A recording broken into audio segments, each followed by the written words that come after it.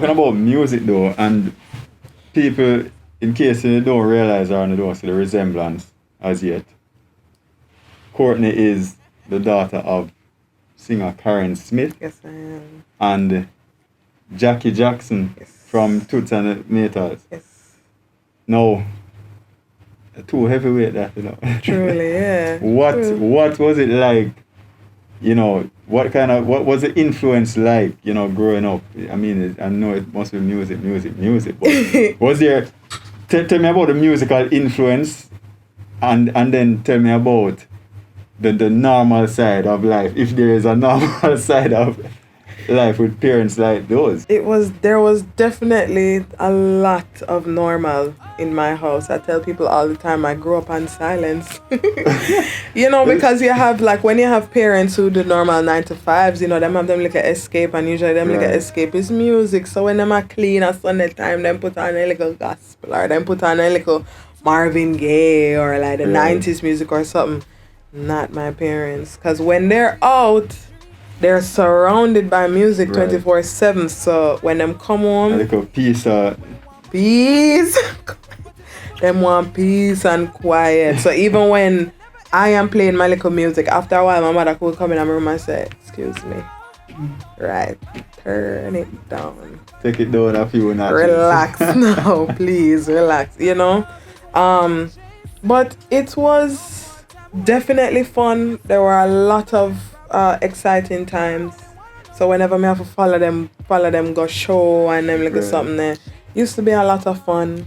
And that really cemented it for me that that's something that I really want to do. Okay. You know, seeing my mother on stage and seeing my father on stage and just seeing that light in their eyes where they know for a fact that they would not want to do anything else. But it was always a beautiful thing to witness.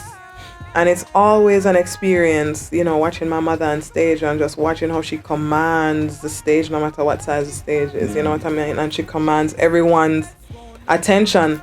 And I always said to myself, that's something I want to do. That's my aim. That's my goal, to just command everyone in the room attention, you know? But yeah, we do. There are a lot of normal times as well. Me and my dad, when I was younger, we used to watch Law and Order together a lot, and we're TV besties in my house, so we all of us, we love to watch TV. We love to watch TV. That's one of our favorite pastimes. When I was younger, we had favorite commercials that, like, whenever they came on, we used to shout, "Mommy, Daddy, Courtni, come, the commercial is," you know what I mean? Like, it was very, very, very normal growing up, but, you know, we had some good times where we would have got a couple show, and even rehearsals were fun for me. And you know, because we live in Montego Bay, a lot of times we would have to travel to Kingston for the shows and rehearsals, and that was always such a high point in my day, the traveling and the being in Kingston. And you know, I didn't grow up in Kingston, so Kingston was always like a little toned-down version of Disney World for me. Especially like going to Sovereign.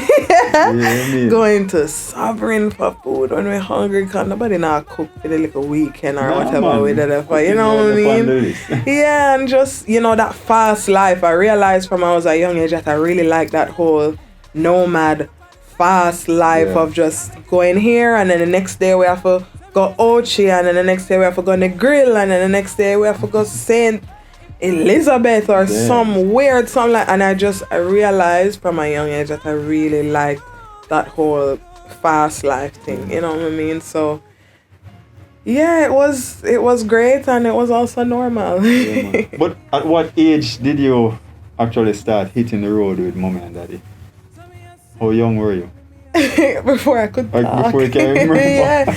My mother told me this story once of when I was still, you know, in my stroller. She took me to a rehearsal once, and she made the mistake of putting me right beside the drum set. And, you know, she was singing and she was facing forward. And then she's just there enjoying herself, enjoying a little music. And then when she turned around, she says, my face was red and I was crying and screaming, and she couldn't hear me. I was crying because I'm frightened, because she put me right beside the drum set. Frightened. But, you know, from before I could talk, before I could walk, you know, then my but you know, they carry me to rehearsals and shows and stuff like that. So it, Yeah. you know, from before I could talk, you know, say this morning, you know. But segue, you're not scared of the drum set now. No. No. When you talk about going into music though, like that's where you definitely want to take your professional career. What was the reaction like from mommy and daddy? Definitely when I was younger, they said, "Oh, so cute," you know. But maybe try the other thing first. Yeah, they were just like, this is sweet, I'm so cute. So, you know, when it's JCDC, my mother support me and she said, go, yes, baby, it's doing so well. Yeah. And daddy's the same thing, grandma's the same thing. And, you know, it's very cool when, you know, you as an adult, you have a child and you realize the child is basically, your mirror and one following your footsteps. That's very cool, you know, but as I got older, and they were just like, oh, she really serious. You know? they realized as I got older that I was really serious about the music thing, to the point where when I was in high school, every time I had to do homework, I would have to sneak and listen to music. If my mother saw me listening to music, she'd be like, listen, you know you don't process music the same way like everybody else. You cannot be listening to music and do your homework. You know? But they were supportive, but they were just very apprehensive and scared for me because they just know what this industry is like, and they know that it's very unpredictable. You know what I mean? And then also as a bigger woman, you know, my mother, she was also very fearful for me because she was just like, we're living in an age now where it's very visual and, you know, God bless her, she's from a different time. Definitely. And same with my father, everybody, and my grandma too, you know, they're all from a different time. And so back in their day, you know what I mean, you had situations where, you know that song by CNC Music Factory, everybody you know, you remember in the video it was a skinny woman that was singing it, but is a fat woman sing that line, you know, and but she wasn't in the video, and we all know why. You know what I mean? And my mother is from that time, you know what I mean? And so she was just like, you sure? You know what I mean? Like, she was just very scared for me, but, you know, in a way, I had to teach her that I'll be fine. You know what I mean? We're living in a different age. Now I'm more accepting age where you can do anything you want. I got this. Yeah, where you can do anything you want, no matter how you look. Definitely. You know what I mean? So it's me that really have to show them, say, listen guys, I'll be okay. I can do this. See, people like me. And people see me and they like me. Yeah, and time's changing. So, you know, now especially more than ever, they're behind me 100%. That's good. So I'm grateful. Good. Yeah. And my grandma too.